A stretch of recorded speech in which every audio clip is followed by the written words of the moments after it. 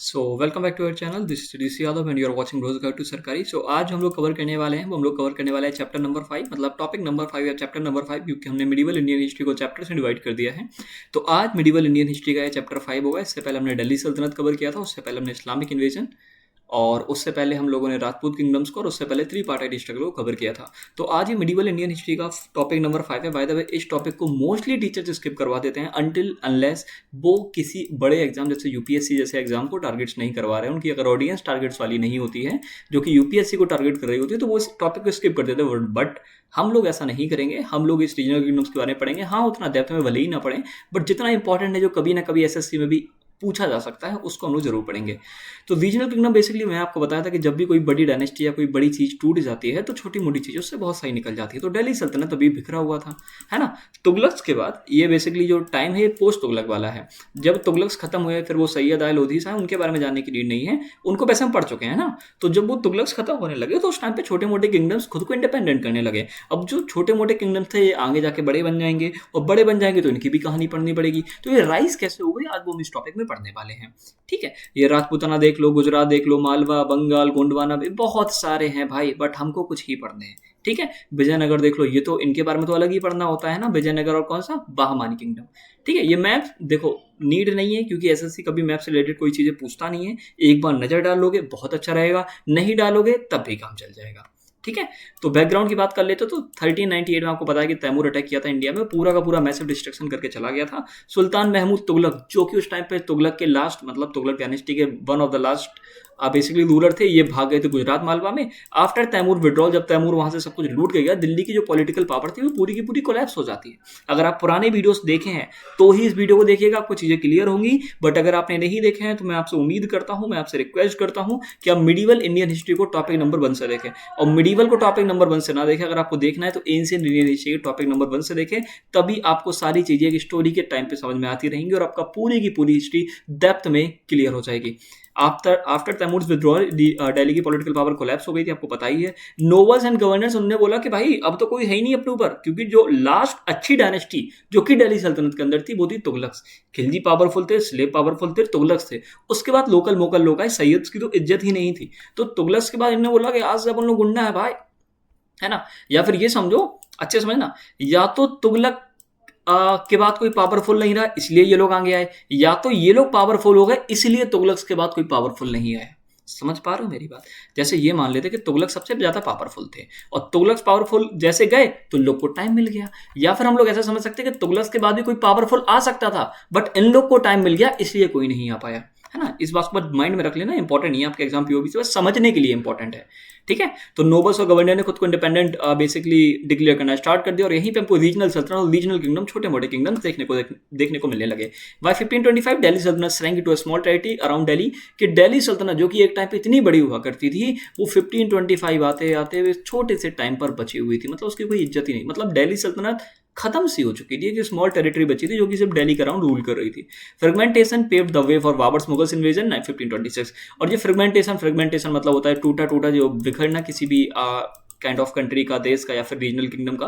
तो ये फ्रेगमेंटेशन जब टुकड़े टुकड़े हुए दिल्ली सल्तनत के, तो बाबर जो कि मुगल रूलर थे, उनको टाइम मिला, उनको एक रास्ता मिला कि चलो अब इंडिया पर अटैक कर सकते हैं, क्योंकि ये सारी की सारी चीजें टूटी हुई हैं, सारे के सारे लोग खुद को इंडिपेंडेंट करना चाहते हैं। तो ये सबसे अच्छा समय है कि इंडिया पर अटैक किया जाए, और ये 1526 में इंडिया पर अटैक कर देते। उसके बाद पूरा जो मुगल किंगडम है वो आता है, उसके बारे में हम लोग अगले लेक्चर से, मतलब अगले लेक्चर से पढ़ना शुरू करेंगे। अब मेजर रीजनल किंगडम जो हमको देखने को मिलते हैं, जिनके बारे में हमको थोड़ा पढ़ना है, तो देख लेते हैं। जौनपुर सल्तनत, गुजरात सल्तनत, मालवा सल्तनत, बंगाल सल्तनत, कश्मीर सल्तनत, असम, मेवाड़, बहामनी, विजयनगर, इन सभी के बारे में हमको पढ़ना है। पता है आपको? तो जौनपुर सल्तनत को बाय द वे हम लोग एक नाम से और जानते हैं। जौनपुर सल्तनत को हम लोग जानते हैं सरकी डायनेस्टी के नाम से। ठीक है, इसको फाउंड करते हैं मलिक सरावर, दोआब रीजन में थी। गुजरात सल्तनत को जफर खान मुजफ्फर, मालवा सल्तनत को दिलावर खान, ठीक है, बंगाल सल्तनत को देखेंगे अभी, कश्मीर को शाहमी डायनेस्टी बोलते हैं, असम अहोम्स। ये मतलब बेसिक है एकदम, ठीक है, इसको पढ़ने की नीड नहीं है। मतलब जो अभी मैं सारा का सारा आपको इनके बारे में डेप्थ में पढ़ाऊंगा उसको तो पढ़ लेना, बट जो बेसिक यहाँ पे लिखा है कि कितने से कितना रूल किया, कौन मतलब यहाँ पे रूल कर रहा था, इनके बारे में भी रटना है। और देखो मैं बताऊँ, ये टॉपिक इतना इंपॉर्टेंट नहीं है एसएससी के पीओबी से, बट क्वेश्चंस आ सकते हैं, इसीलिए मैं आपको वीडियो के बीच बीच में बताता रहूंगा फोकस ज्यादा कहाँ करना है, कहाँ पे नहीं करना है, तो उसको सुनते रहिएगा। फिर बहामानी किंगडम, विजयनगर किंगडम, इनके बारे में तो भाई बहुत डेप्थ में पढ़ना है, ठीक है। और कहाँ पढ़ेंगे हम लोग इसके अगले लेक्चर में। कल्चरल इंपैक्ट की बात करें तो regional rulers promoted local art, architecture, literature. जो रीजनल रूलर्स हैं उन्होंने भैया लोकल आर्ट पे फोकस किया, आर्किटेक्चर पर, लिटरेचर पे भी। Mandu, Jaunpur, Bengal and Vijayanagar became cultural centre, ये सारे क्या बन गए, कल्चरल सेंटर बन गए। मतलब यहाँ पे कल्चरल डेवलपमेंट बहुत अच्छे खासे लेवल पे हो रहा था। इंडिया की 1525 में बेसिकली क्या क्या कहाँ पे देखने को मिलता था, गुजरात देख लीजिए, बीजापुर देख लीजिए, विजयनगर देख लीजिए, गोलकोंडा देख लीजिए, बंगाल देख लीजिए, ये सारी की सारी बस आप देख लीजिए, उसके बाद आपको जानना नहीं है, ठीक है। ये अफगान एम्पायर है भाई। अब ये अफगान एम्पायर वायदा भी किसको बोल रहे हैं, अगर कोई दिल्ली के लास्ट जो मतलब 2 डायनेस्टीज थी उनमें से किसी एक को अफगान बोला गया, दोनों को बोला गया, ये बात आप मुझे कमेंट करके बताइए। तो सबसे पहले हम लोग पढ़ते हैं गुजरात सल्तनत के बारे में। टाइम पीरियड बहुत इंपॉर्टेंट है, 1407 से लेके 1573। ये हम लोग जब क्वेश्चंस करेंगे तो आपको याद हो जाएगा, अगर आपको याद ना हो फिर भी आप इस टाइम पीरियड को याद कर लीजिएगा। बैकग्राउंड की बात करें तो फाउंडर्स के कौन थे, जफर खान मुजफ्फर शाह फर्स्ट। ये गवर्नर थे एफएसटी के अंदर, एफएसटी मतलब फिरोज तोलक के अंदर ये गवर्नर थे, बट जैसे ही इनको मौका मिलता है 1407 में खुद को इंडिपेंडेंट डिक्लेयर कर देते हैं। और इनकी जो डायनेस्टी होती है उसका नाम क्या, मुजफ्फरिद डायनेस्टी इसको हम बेसिकली बोलते हैं, क्योंकि अहमदाबाद में थी, ठीक है। ये जो मुजफ्फर आप देख रहे हो ना, इनका नाम मुजफ्फर था, इसलिए मुजफ्फरिद डायनेस्टी भी हम उसको बोलते हैं, जो कि अहमदाबाद में बसी हुई थी। कैपिटल्स देखो थोड़ी दिक्कत है, पहले कैपिटल थी पाटन जो कि अनिलवाड़ा है, बाद में अहमदाबाद हुई। अहमदाबाद में किसने शिफ्ट करी थी, 1411 में अहमद शाह फर्स्ट ने शिफ्ट करी थी। उसके बाद चंपानेर हो जाती है, जिसको कौन शिफ्ट करता है, महमूद बेगड़ा शिफ्ट करते हैं। अब ये महमूद बेगड़ा कौन है, ये थोड़ी इंपॉर्टेंट रूलर है, इनके बारे में भी हम नीचे डिस्कस करेंगे। और इनके बारे में बस 2-3 चीजें जाननी जरूरी होती है। कैपिटल देख लेना, पाटन से अहमदाबाद और अहमदाबाद से चंपानेर। और पाटन मतलब अनिलवाड़ा, बस इतना याद कर लो। अहमदाबाद में 1411 में अहमद शाह फर्स्ट करते हैं, 1411 वाला ये भी देख लेंगे। और चंपानेर महमूद बेगड़ा करते हैं। महमूद बेगड़ा के बारे में थोड़ी चीजें जानने की जरूरी है। पोर्ट्स की बात करें तो खंबात पोर्ट जिसको बोलते हैं सूरत, यहाँ से basically major centres of trade with West Asia, क्योंकि ये सेंटर था ट्रेड का, क्योंकि यहाँ से लोग क्या करते थे, ट्रेड कराया करते थे वेस्ट एशिया के साथ। तो ये थोड़ा सा इंपॉर्टेंट पोर्ट हो जाएगा। तो अगर आपसे कोई पूछे कि गुजरात सल्तनत का जो इंपॉर्टेंट पोर्ट था वो कौन सा था, तो आप आंसर लगा देंगे खंबात, जो कि सूरत में था। लैंग्वेज ऑफ एडमिनिस्ट्रेशन की क्या लैंग्वेज थी, पर्सन थी, जरा मुझे जल्दी से कमेंट करके बताओ कि दिल्ली सल्तनत में एडमिनिस्ट्रेशन की क्या लैंग्वेज चला करती थी, ठीक है। फेमस रूलर तो देखो हमें सबके बारे में वैसे ही नहीं पढ़ना। तो एक तो अहमद शाह फर्स्ट है 1411 से 1442, उनका टाइम पीरियड बिल्कुल रटने की नीड नहीं है। देखो इतने इंपॉर्टेंट नहीं है सच बताऊं तो। देखो देखोगे तो अच्छी बात है, याद कर लोगे तो बहुत अच्छा होगा आपके लिए। अच्छे एग्जाम्स की तैयारी कर रहे हो तो कर लेना, बट अगर याद नहीं होता है तो फोकस मत करना, मतलब याद कर लेना, अगर नहीं होता है तो स्किप कर सकते हो, ठीक है। हाँ लेकिन वही बात है कि डायनेस्टी का जब याद करोगे 1407 से स्टार्ट हुई, तो इसको भी आप कहीं ना कहीं अपने मन में बसा लीजिएगा। फाउंड करते हैं अहमदाबाद को, पैटर्न ऑफ आर्किटेक्चर को बहुत ज्यादा पैटर्न मतलब पैटर्नाइज करते हैं, सपोर्ट करते हैं।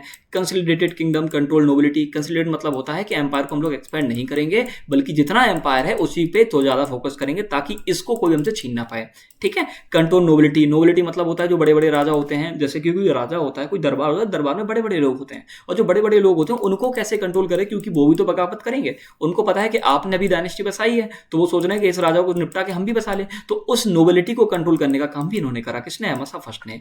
डिफीटेड स्वराज को हरा दिया, ये एरिया था, ठीक है। कैप्चर गिरनार फोर्ट को एक कैप्चर किया, ये इंपॉर्टेंट है, ठीक है। जब भी कोई हराने वाली बात होती है, किसी फोर्ट को कैप्चर करने वाली बात होती है, इनसे क्वेश्चन सीधे बनते हैं। तो ये देखो पहले से हाईलाइट, इसको याद कर लीजिएगा कि डिफीट कर देते, सौराष्ट्र को हरा देते हैं, कैप्चर कर लेते हैं गिरनार फोर्ट को, लेटर रिस्टोर्ड विद ट्रिब्यूट, ठीक है। और मतलब बाद में रिस्टोर कर देते, ट्रिब्यूट यहाँ से ट्रिब्यूट ले लेते हैं, ठीक है। कैप्चर कर लेते हैं गिरनार फोर्ट को, और यहाँ से फिर वो ट्रिब्यूट लेना स्टार्ट कर देते हैं। डिस्ट्रॉयड टेम्पल्स एट सिद्धपुर के टेम्पल्स बर्बाद कर देते हैं। Rudra Mahalaya converted into a mosque, जो रुद्र महालय वहाँ पे टेम्पल वगैरह हुआ करता था, उसको ये मॉस्क में कन्वर्ट करते हैं 1415 में। ये फैक्ट भी आपको याद रखना है, ठीक है। Impose jizya on Hindus. अब मेरी बात याद सुनिएगा, जिजिया को पहली बार किसने इम्पोज करा था, अगर आपको पता होगा तो महमूद शाह, क्या नाम था उसका, मोहम्मद बिन कासिम ने, है ना। तो जिजिया अब ये हिंदूज पे भी कर रहे हैं इम्पोज। ये पहली बार गुजरात में हुआ था। गुजरात में इससे पहले हिंदूज से जिजिया नहीं लिया जाता था, बट यहाँ पे इम्पोज कर देते हैं। कौन, अहमद शाह फर्स्ट। हम लोग गुजरात सल्तनत की बात कर रहे हैं। अब बात आती है महमूद बेगड़ा का। इनका टाइम पीरियड याद करने की नीड है, और इनका टाइम पीरियड आप याद भी रखेंगे, ठीक है। तो expanded kingdom, most powerful ruler, बहुत पावरफुल रूलर थे। बेगड़ा का मतलब ही होता है जो 2 किलों को जीत चुका होता है। तो एक तो गिरनार किला, एक चंपानेर किला, दोनों किला को ये जीतते हैं, इसलिए इनको हम क्या बोलते हैं, बेगड़ा बोलते हैं। बेगड़ा मतलब महमूद बेगड़ा, बेगड़ा मतलब 2 किलो को जीतने वाला, ठीक है। और वो 2 किले कौन से, एक तो गिरनार और एक चंपानेर वाला। 1472 में क्या होता है, कैप्चर करते हैं गिरनार को, राजा मंडालिका थर्ड को कन्वर्ट कर दिया जाता है, मतलब मुस्लिम बना लिया जाता है, ठीक है। और 1482 में कैप्चर कर लेते हैं पावागढ़ फोर्ट। और पावागढ़ जो फोर्ट है, याद रखिएगा कि यहाँ पे डिसेंडेंट है किसके, पृथ्वीराज चौहान के। मैंने आपको बताया था जब हम लोग लेक्चर पढ़ रहे थे 1192 में, जब वो बेसिकली वो डायनेस्टी धीरे धीरे खत्म होने लगी तो काफी सारे डिसेंडेंट भागकर इधर शिफ्ट हो गए थे। अब जब वो इधर शिफ्ट हो गए थे तो वही लाइन चली आ रही है, अगर आपको पता होगा पृथ्वीराज चौहान जी की लाइन, तो यही वो लाइन चली आ रही है जो कि पावागढ़ फोर्ट में रहा करते थे। बट इस फोर्ट को भी कैप्चर कर लेते, लेकिन फोर्ट को कैप्चर करने में टाइम लगता है, इनको लगभग 20 महीने लग जाते हैं कैप्चर करने में फोर्ट में। और उस टाइम पे रूल कौन कर रहा था इस फोर्ट में, तो जयसिंह चौहान कर रहे थे, जो कि डिसेंडेंट किनके, पृथ्वीराज चौहान के। उम्मीद है कि ये सारी चीज़ आपको क्लियर हो गई हो। ये पृथ्वीराज चौहान जी वही पृथ्वीराज चौहान जी हैं जो कि 1192 में सेकंड बैटल ऑफ तराइन में हार गए थे, है ना। वो सारी चीज़ हम लोग पढ़े हुए थे, है ना। और सरस्वती रिवर में सरस्वती तक दौड़े थे, फिर इनको पकड़ लिया गया था, फिर इनको बोला गया था कि आप हमारे साथ गद्दारी कर रहे हो, फिर इनको खत्म कर दिया गया था, एग्जीक्यूट, मतलब पृथ्वीराज चौहान जी को, ठीक है। बिल्ट मोहम्मदाबाद, ठीक है, मोहम्मदाबाद, चंपानेर में जामा मस्जिद, चंपानेर में Indo Islamic plus Jain style, ये थोड़ा थोड़ा देख लो, बहुत इंपॉर्टेंट नहीं है क्योंकि आपको बहुत सारे ये जामा मस्जिद देखने को मिलेंगे। इनको देख लोगे तो अच्छी बात है, नहीं देखोगे फिर भी काम चल जाएगा। एनएस द होल ऑफ स्वराष्ट्र, ये स्वराष्ट्र को पूरा का पूरा जीत लेते हैं। Sect Dwarka temple, Dwarka temples को डिस्ट्रॉय कर देते हैं। जब मैं बोलूंगा कि इस फैक्ट को याद कर लो तो उस फैक्ट को बिल्कुल मत भूलना। जब मैं बोलूंगा कि इसको थोड़ा देख लेना तो उसको सिर्फ देखना है। रीनेम्ड जूनागढ़ टू मुस्तफाबाद, जूनागढ़ का नाम मुस्तफाबाद रखे थे, इसको थोड़ा देख लेना। बिल्ट जुम्मा मस्जिद जूनागढ़ में, ठीक है।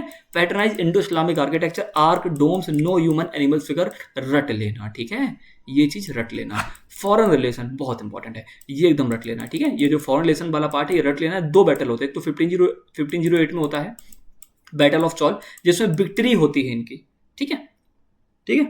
पोर्टुगीज एम्पायर वर्सेस मामलुक सल्तनत, जो दिल्ली इजिप्ट की थी, प्लस गुजरात सल्तनत। समझे कि पोर्टुगीज एम्पायर के साथ लड़ाई होती है मामलुक सल्तनत प्लस गुजरात सल्तनत की। भैया ये मामलुक सल्तनत इजिप्ट वाली कौन सी है? जब हम लोग स्लेव डायनेस्टी के बारे में पढ़े थे तो आपको बताए थे कि एक मामलुक डायनेस्टी इजिप्ट में भी थी।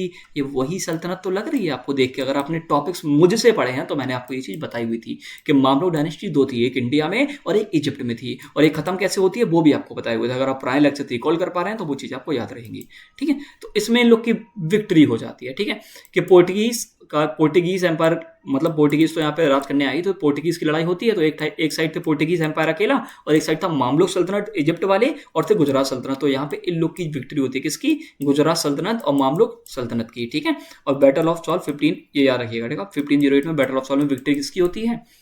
गुजरात की होती है, ठीक है। अब 1509 में क्या होता है कि पुर्तगीज जीत जाते हैं, ठीक है। अब पुर्तगीज जीत जाते हैं, जो गुजरात था वो, जो उनका ट्रेड डोमिनेंस था सी में, वो भी खत्म हो जाता है। अब जीतना गया वो तो अच्छा जीत गए, बट ये जीत इनकी अमर हो गई। सुनना कि अभी ये 2 लोग मिलकर पोर्टुगीज से लड़े, जीत गए, ये लोग नेता बन रहे थे। अब इन लोगों को लगा कि पोर्टुगीज दोबारा आ रहे हैं, क्योंकि पोर्टुगीज जो चाहते थे वो भी चाहते थे कि उनका कब्जा हर जगह रहे, वो भी ट्रेड के लिए आ रहे थे। तो अब क्या होता है कि पोर्टुगीज से लड़ने के लिए ये अलाय कर लेते। एक तो एक तरफ था Mamluk Egypt, Calicut, Ottoman navy, Venice, Ragusa, और एक तरफ थे पोर्टुगीज अकेले, और ये भाई हरा देते हैं इन सभी को। तो ये इंपॉर्टेंट बैटल है 1509 बैटल ऑफ ड्यू, जिसमें पोर्टुगीज की जीत होती है। बैटल ऑफ चौल 1508, इसमें किसकी जीत होती है? हम लोग बोलेंगे गुजरात सल्तनत की, ठीक है। ये दोनों के दोनों बैटल बहुत इंपॉर्टेंट है, ठीक है। कोर्ट पोएट इनके कौन थे? उदयराज थे, जो कि संस्कृत में लिखा करते थे। बिस्ट्रा कौन थे? पोर्टुगीज ट्रेवलर बरबोसा इस टाइम पे ट्रेवल किए थे, ठीक है। पुर्तगीज ट्रैवलर बरबोसा इस टाइम पे आए थे, ठीक है, याद रखेंगे, ठीक है, गुजरात सल्तनत के टाइम पीरियड में। Art and culture, Ahmedabad Jama Masjid, तीन दरवाजा थोड़ा देख लेना, चंपानेर जामा मस्जिद फोर्ट, मोहम्मदाबाद टाउन, ठीक है, जूनागढ़ जुमा मस्जिद। स्टाइल थोड़ा देख लेना कि इस स्टाइल से बनाया गया, ठीक है, Indo Islamic blended with Jain principles, arches, domes, और कोई भी फिगर्स यहाँ पे एनिमल्स के या ह्यूमंस के देखने को नहीं मिलते। अब वो टाइम लाइन रखने वाली जिससे आपको सारी चीजें रिकॉल रहेंगी। 1407 में इंडिपेंडेंट डिक्लेयर कर देते जफर खान मुजफ्फर शाह फर्स्ट। 1411 में अहमद शाह फर्स्ट फाउंड करते हैं अहमदाबाद को। 1415 में क्या होता है? डिस्ट्रक्शन हो जाता है रुद्र महालय टेम्पल का सिद्धपुर में, याद रखेंगे। सबसे इंपॉर्टेंट बैटल ऑफ चौल और बैटल ऑफ दीव को आपको याद रखना है। पावागढ़ फोर्ट का जो सीज था वो भी याद रखना है, 20 महीने का था। और किससे? जयसिंह चौहान थे ना, तो ये भी थोड़ा याद रखिएगा कौन यहाँ पे रूल कर रहा था उस टाइम पे। अब हम लोग जो बात कर रहे हैं जौनपुर सल्तनत की बात कर रहे हैं। हाँ, हम लोग को इतना पढ़ना था, ठीक है। पढ़ने को और डेप्थ में हम लोग जा सकते हैं, बट उसकी नीड नहीं है क्योंकि इतना आता भी नहीं है। यूपीएससी में भी बेसिकली इतना ज्यादा डेप्थ में नहीं पूछते हैं जितना मैंने आपको बता दिया। शायद पूछते होंगे, बट अगर किसी का क्या बोलते हैं ऑप्शनल ही अगर हिस्ट्री है तो फिर बहुत डेप्थ हो जाती है, बट जितना इंपॉर्टेंट है वो मैं आपको बता चुका हूँ। जौनपुर सल्तनत की बात करें जिसको हम लोग सरकी डायनेस्टी भी बोलते थे, और इसी जौनपुर सल्तनत में आपको एक बड़े फेमस देखने को मिलेंगे, जो कि मतलब पद्मावत लिखे थे। कौन लिखा था पद्मावत? मलिक मोहम्मद जयासी, अगर आपको याद हो तो। वो भी जौनपुर सल्तनत में काफ़ी टाइम बिताते हैं, क्योंकि ये इसको क्या बोलते थे, चलो अभी पढ़ते हैं फिर आपको सारी चीज़ बताते हैं। 1394 से लेके 1479 इसका टाइम पीरियड है, एकदम रट लेंगे। अगर याद ना हो तो 2-3 बार देख लीजिएगा, बस इस टाइम पीरियड को रट लीजिएगा। तो इसको बोला करते थे हम लोग लॉर्ड ऑफ द ईस्ट। सर्क मीन्स ईस्ट, ठीक है। सिराज ऑफ द ईस्ट बोला करते थे। सिराज एक बढ़िया सा शहर है ईस्ट साइड में। अब देखो इंडिया मतलब वर्ल्ड ऐसे डिवाइडेड है कि ये वर्ल्ड का ईस्ट है, ये वर्ल्ड का वेस्ट है ना? मैं गलत बता दिया क्या? यही तो ईस्ट है और ये वेस्ट है। वेस्ट बंगाल, नहीं नहीं नहीं, ये वेस्ट है, सॉरी, ये वेस्ट है, ये ईस्ट है, ठीक है। तो हम लोग इसको सिराक ऑफ द ईस्ट बोलते हैं। सिराक ऑफ द ईस्ट मतलब होता है कि ईस्ट का सिराक, मतलब वेस्ट में पहले से एक सिराक होगा जी। वेस्ट में पहले से एक सिराक है, जो कि बहुत अच्छा शहर है। सिराज शहर, आप उसको कुछ भी प्रोनाउंस कर सकते हैं।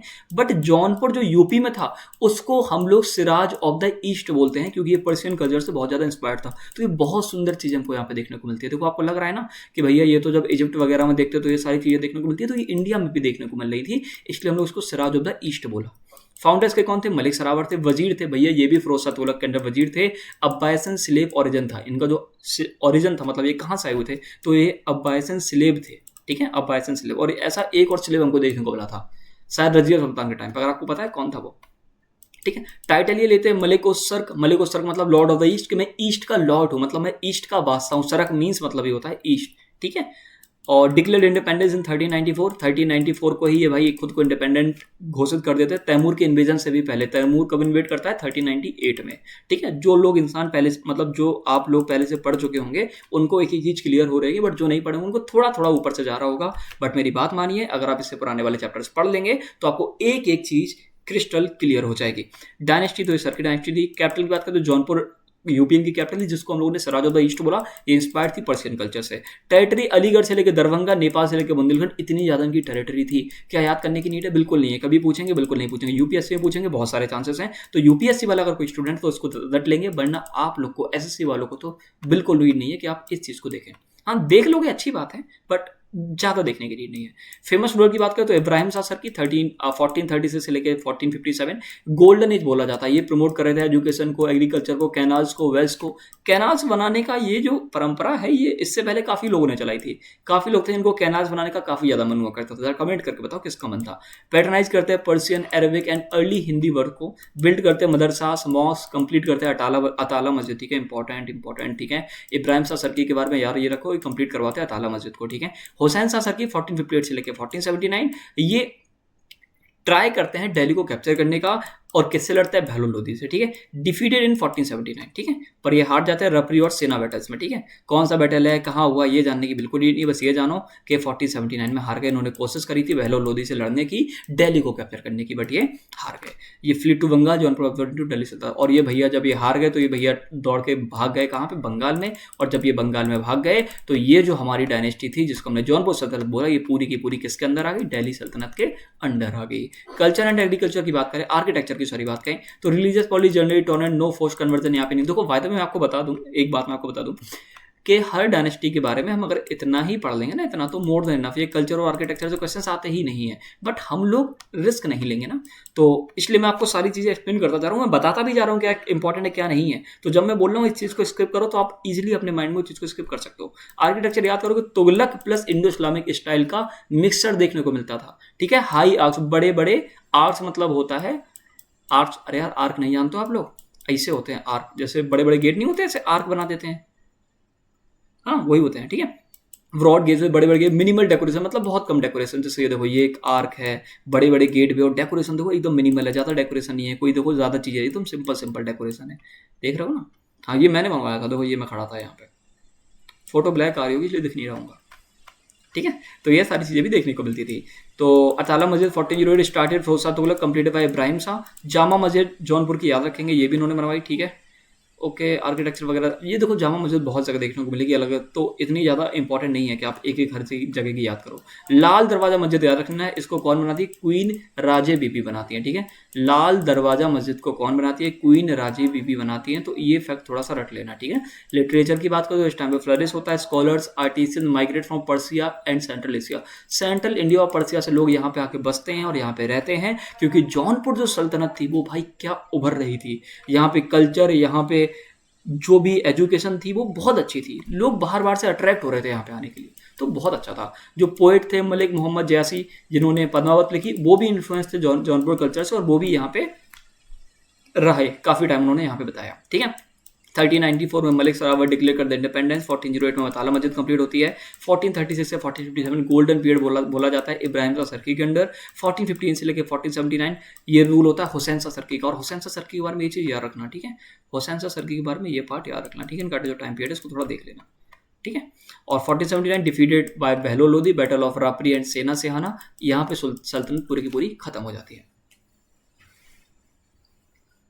तो हो सकता है काफ़ी लोग को लग रहा हो कि भैया आप इतना स्पीड में क्यों पढ़ा रहे हो, तो देखो मैं स्पीड में नहीं पढ़ा रहा हूँ आपको, ये टॉपिक इतने इंपॉर्टेंट नहीं है। और जैसे अगर मैं इसको स्लो स्लो पढ़ाऊंगा ना, और ये टॉपिक इतना इंपॉर्टेंट भी नहीं है, स्लो स्लो पढ़ाऊंगा तो वीडियो हो जाएगा 1.5 घंटे का। अब वीडियो 1.5 घंटे का हो जाए तो इंसान सोचेगा भैया जो चीज़ इंपॉर्टेंट नहीं है उसको आपने 1.5 घंटा पढ़ाया है ना, इस बात को समझो। और मैं इतना फास्ट पढ़ा भी नहीं रहा हूँ, मैं स्लो ही स्लो बोल रहा हूँ, अगर आपको लग रहा है तो मैं बता रहा हूँ, ठीक है। फाउंडर इसके कौन थे? ससमुद्दीन इलियास शाह, 1352 ये फाउंड करते हैं, ठीक है। डायनेस्टीज की बात करें तो यहाँ पे इलियास शाही डायनेस्टी आती है, ब्रीफ हिंदू इंट्रोड्यूट, मतलब एक जो हिंदू रूलर है वो भी, जो थोड़ा सा हिंदू रूल भी हमको बीच में देखने को मिलता है, और उसके बाद हुसैन शाही डायनेस्टी आ जाती है। एक सेकंड रुकिएगा, रुको रुको रुको एक सेकंड, वो पैर में वो नहीं होता है, पैर सो जाता है, वही हो गया, एक सेकंड। तो आप लोग समझ गए होंगे, पैर सो गया था मतलब कि पैर में झुनझुनी चढ़ गई थी, और मतलब फिर पैर मूव नहीं हो पाता है ना। तो पहले मैं भी बोलता था पैर झन्ना गया, पैर सुन्न पड़ गया, पैर झुनझुनी पड़ गई, बट फिर किसी ने मुझसे बोला पैर सो गया, तब से मैं यही बोलता हूँ कि मेरा पैर सो गया, ठीक है। तो बंगाल सल्तनत के बारे में ये चीज़ देख चुके थे। अच्छा तो सुनो, मैं ये बताया था कि यहाँ पे एक हिंदू रूल छोटा सा आता है, तो मतलब देखो ऐसा होता है, ये आराम से रूल कर रहे थे, अब बीच में हिंदू रूल आ जाता है, और इनका जो हिंदू रूल आता है तो इनके जो लड़के होते हैं, लड़के अच्छे समझना, चलो नीचे ही समझाने, मतलब ये होता है कि हिंदू जो रूल आता है, इनकी एक वाइफ होती है, वाइफ से शादी कर लेता है एक हिंदू रूलर शादी कर लेगा तो अब हिंदू डायनेस्टी शुरू हो गई। बट जो इनका बेटा होगा हिंदू रूलर का, होगा अरे नहीं पापा चलेगा तो मुस्लिम रूल ही, तो फिर दोबारा से ये डायनेस्टी दोबारा कंटिन्यू होती है, ठीक है, समझ गए। तो बंगाल से थोड़ा टाइम पीरियड बहुत इंपॉर्टेंट है, याद रख लेंगे, बैकग्राउंड देख लेना। मतलब फाउंडर इनके सिस्मुद्दीन इलियास शाह थे, इलियास शाही डायनेस्टी हमने इसको बोला गया, 1352 से लेकर 1414, रीस्टोर्ड हो जाती है 1435 से लेकर 1487, ठीक है। ब्रीफ हिंदू इंट्रोड्यूस रूल देखने को मिलेगा राजा गणेश जी का, ठीक है, 1414 से 1415 के बीच में बस 1-2 साल, ठीक है। हुसैन शाही डायनेस्टी 1493 से लेकर 1538, क्लियर नहीं हो रहा है ना, अभी मैं एक्सप्लेन करूंगा, नीचे क्लियर हो जाएगा, टेंशन मत लो। कैपिटल्स इनकी पांडुआ से बाद में जाके गौर शिफ्ट हो गई, कौन सी याद करो, दोनों याद कर लो, ठीक है, बहुत हार्ड नहीं है कि याद ना कर पाओ, कर लेना, ठीक है। तो territory Bengal, parts of Assam, Tripura और उड़ीसा, इतने सारे पार्ट को ये कैप्चर करे हुए थे, मतलब बंगाल सल्तनत के अंडर में इतना पार्ट आता था। फेमस हुआ तो आजम शाह 1389 से लेकर 1407, इनको हमने इलियास शाही बोला, इलियास शाही डायनेस्टी, ठीक है, इलियास शाही डायनेस्टी यहाँ से याद रखो कि ये इलियास शाही डायनेस्टी के। नोन फॉर फेयर जस्टिस, इतना इनका फेयर जस्टिस था कि भाई अपने रिश्तेदारों को भी नहीं बचते थे, अगर रिश्तेदारों ने किसी ने बोल दिया कि देखो यार तुम्हारे रिश्तेदार कल हमको सुबह मार रहे थे, तो बोला अच्छा तुम सुबह हमको मार रहे थे, तुम्हारे रिश्तेदार हो, तो रात को ही अपने रिश्तेदारों को मारा करते थे, सजा दिया करते थे, मतलब सबके सामने कोड़ों से मारा करते थे, ठीक है, समझ गए। तो कुछ और तो नहीं समझ रहे हो, ठीक है। तो literary ties with Iran, poet Hafiz of Siraj, ठीक है, यहाँ पे बहुत सारे ईरान के पोइट वगैरह भी आके आए, ठीक है, हाफिज ऑफ सिराज इतना इंपॉर्टेंट नहीं है, ठीक है। डिप्लोमेटिक रिलेशन थोड़ा देख लो कि मिंग चाइना से इनके डिप्लोमेटिक रिलेशन थे। एनवॉइस सेंट बुद्धिस्ट मॉन्क्स, ठीक है, बुद्धिस्ट मॉन्क्स यहाँ पे एनवॉइस भेजा करते थे। Even gifted a giraffe to the emperor, और उन्होंने एक जिराफ भी गिफ्ट करा था एम्परर को। अब जिराफ कहाँ से आया वो भगवान जाने, ठीक है। प्रमोटेड ओवरसी ट्रेड विद विया चिटागोंग पोर्ट, और ये जो चिटागोंग पोर्ट था, यहाँ से जो ओवरसी ट्रेड हुआ करते थे वो चिटागोंग पोर्ट से किया करते थे। तो यहाँ का एक इंपॉर्टेंट पोर्ट हो जाएगा, अगर कोई पूछे कि बंगाल सल्तनत बाहर का जो बेसिकली ट्रेड वगैरह करता था तो कहाँ से करता था, तो चिटागोंग पोर्ट हो जाएगा, ठीक है। टूम इनकी कहाँ पे, सोनार गांव बांग्लादेश में है, ठीक है।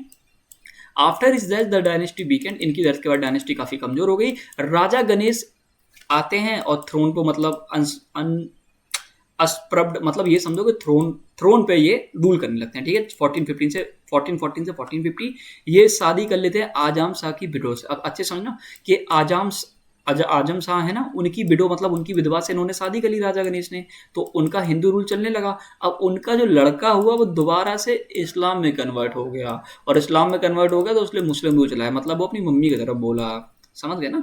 तो Bengal was invaded by Ibrahim Shah Sharqi Jaunpur, but Raja Ganesh repelled him, कि बंगाल को अटैक करते हैं इब्राहिम शाह सरकी जो कि जॉन, भैया ये इब्राहिम सा सर की समझ ही नहीं आ रहा क्या, अच्छे समझना अच्छे से। अभी ऊपर पढ़े थे ना सर की डायनेस्टी, वही तो अटैक करी है इब्राहिम सा, याद आया कि इब्राहिम सा सर की अटैक कर दिया यहाँ पे जौनपुर पे, कौन, ये बंगाल सल्तनत पे कौन अटैक किया, इब्राहिम सा सर की, बट इसको राजा गणेश रिपेल कर देते हैं। मतलब हिंदू रूल, और समझ रहे हो ये सारी चीजें देखने को मिली कि राजा गणेश जी रिपेल कर देते हैं, और राजा गणेश जी यहाँ पे हरा तो देते पर उनको पता नहीं था कि कुछ दिन बाद उनका लड़का ही समझ गए। अलाउद्दीन हुसैन सर 1943 से 1493 से, देखो भाई मैं बताऊँ आपको, मैं जल्दबाजी में इनको गलत पढ़ देता हूँ, बट जो लिखा है आप उसी को पढ़ा करिए।